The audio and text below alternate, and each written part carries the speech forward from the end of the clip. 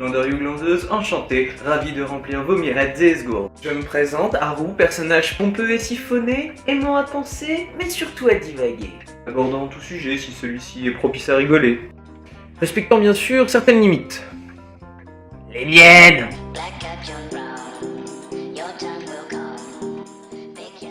Par exemple, mes limitations intellectuelles m'imposent d'attacher plus d'importance aux propos qu'au vocabulaire. Le propos étant la finalité de la communication, tandis que le vocabulaire n'en est qu'un moyen. Bon, une illustration si je vous fais. Vous conviendrez que le vocabulaire est fort abordable. Néanmoins, vous avez tous compris qu'en tant qu'archéologue amateur, je me propose bien humblement de vous fouiller le fondement si vous en sentez la nécessité. Donc bien que j'aime à rester courtois, si elles peuvent œuvrer pour l'activation des zygomatiques, les dénominations racistes et xénophobes seront les bienvenues. Ce qui, paradoxalement, n'est pas le cas des étrangers en France en ce moment. Alors que bon, un peu de bon sens. Tant qu'il y a des étrangers, c'est l'occasion de les insulter. Je suis juste mauvais acteur, cette blague n'est pas à prendre au premier degré, sinon ce n'est plus une blague, cordialement. Et si on y réfléchit bien, les vrais étrangers, c'est ceux qui vivent encore dans le passé. Ils ne viennent pas d'un autre point de l'espace, mais d'un autre point du temps. Il y en a qui ont appelé ça le conflit de génération. Plutôt accrocheur, hein. Voyons voir ce que ça donne. Je sais ce qui est bien pour toi, fiston. Tu comprends même pas ce que je ressens. Ouais, c'est pas joli, hein. Les plus âgés sont persuadés d'avoir les solutions, alors que les plus jeunes refusent tout simplement d'envisager que ce soit le cas. Tragique.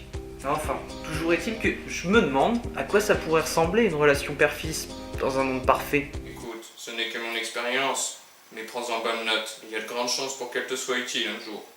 Merci papa de me transmettre ton savoir. J'en ferai bien usage. Mais je dois avant tout faire mes propres expériences. Car c'est ça, la vie. Yes, it is. I love you, son. I love you, daddy. Ouais, non, en fait, c'est chiant. Hein. Clairement, les joutes entre père alcoolique et fils indigne, c'est plus péchu. Va te faire foutre, géniteur décélébré. J'ai jamais demandé à venir au monde dans cette famille de merde. Je te dois que dalle. Wow, y'a téléfoot alors tu la fermes ou je t'en colle une. Et j'avais pas un sujet, moi, à la base. Je plaisantais pas tout à l'heure quand je vous disais que je divaguais. Hein. Là, carrément, je dis tsunami. Ouais, bon, bref. Quelle est la question que l'on se pose le plus souvent? Quand est-ce qu'on mange? Quelqu'un a commenté ma page Facebook? Où est-ce que j'ai foutu mon froc? Alors je dirais oui et non à la fois. Je sais, ça ne veut rien dire, mais laissez-moi le temps de répondre. Toutes ces questions ont pour base une autre question qui est « Qui suis-je » La question que l'on se pose toute sa vie et dont on ne peut avoir une réponse qu'une fois mort. Car oui, dans l'ensemble de l'univers qui regroupe à la fois tous les points de l'espace, mais aussi toutes les époques, nous n'avons d'identité finie que sur l'ensemble de notre existence. Existence elle-même composée de tous les instants vécus en tant qu'être humain. Bon, pour les matheux qui n'ont pas compris, on obtient l'existence en intégrant nos perceptions sur 4 dimensions, l'espace et le temps, d'un point de naissance à un point de mort. Donc, j'aime bien reprendre comme ça. Donc l'heure du souper est un temps propre à votre existence. C'est un peu qui vous êtes, comme vos relations sociales virtuelles. Quoique nettement moins. Puis bon, pour ce qui est de ne plus se rappeler où se trouve son pantalon, ça démontre quand même un certain mépris de sa propre existence. Quand je me souviens pas, j'ai pas de remords. Donc la prochaine fois que vous vous retrouverez face à un dilemme, faites comme moi et demandez-vous qui êtes-vous vraiment.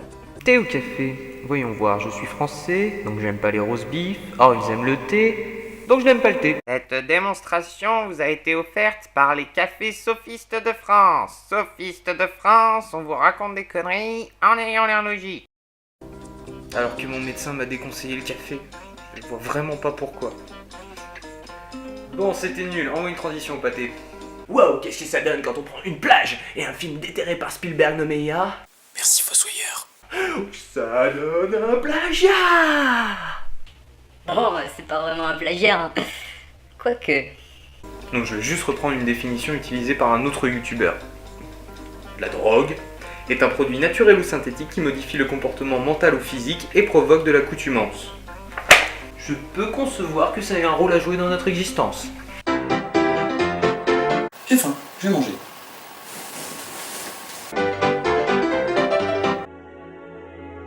J'ai faim, mais j'ai la flemme. Ce n'est pas grave. Mon esprit est plus fort que la faim. Je vais juste mourir en silence. Bon, alors, d'abord, naturel ou synthétique, je m'en chicore la guitare avec un gant de crin. Le synthétique, c'est juste des produits naturels assemblés par l'homme en respectant les lois de la nature. Et j'ajouterais qu'on trouve même du poison à l'état naturel.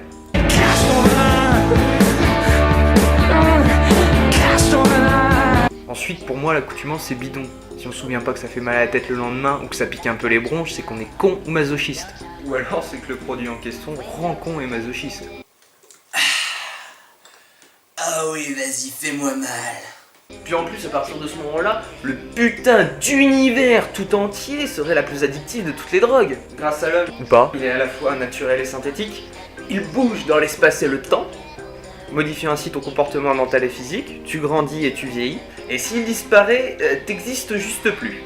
Rien que ça. Mes détracteurs diront soit que j'exagère et que ce n'est pas vérifiable, soit me ressortiront un bon vieux couplet sur l'état de manque.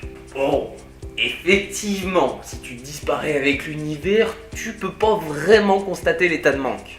Mais redescendons un peu sur Terre, la soif, c'est pas un état de manque? Et pourtant, si tu t'hydrates pas, tu crèves la gueule ouverte. Je pense que tout a matière à devenir drogue. Bon, quand c'est franchement dégueulasse, on n'y revient pas. Il s'agit surtout de faire le tri entre celles qui nous font du bien et celles qui nous font plus de mal que l'on ne veut bien le croire.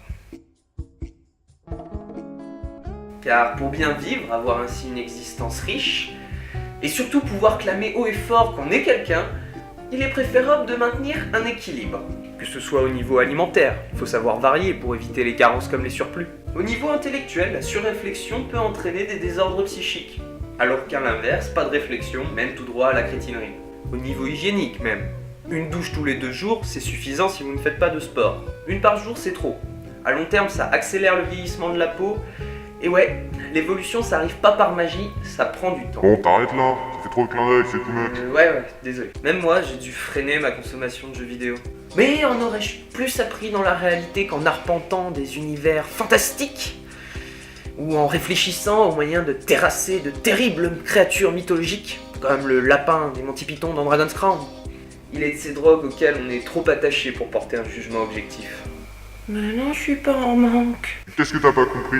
Quand je dis stop, tu stoppes les références. Et puis merde! Ces références, ça fait partie de moi, mon expérience, mon existence même, bordel, c'est un peu qui je suis! Parce que même s'ils ne me connaissent pas, ils étaient là pour moi quand ça allait mal, dans les moments difficiles. À une période où je perdais foi en l'humanité. J'ai vu des gens intelligents, drôles, habiles, qui m'ont donné du courage, qui m'ont fait espérer. Espérer pour un lendemain chantant, avec des personnes qui communiquent, qui arrêtent de regarder la télé. Et peut-être que je ne sais pas qui je suis pas encore mort, mais je sais qui je veux être. Un youtubeur. Et si vous m'aimez pas, eh ben je mens.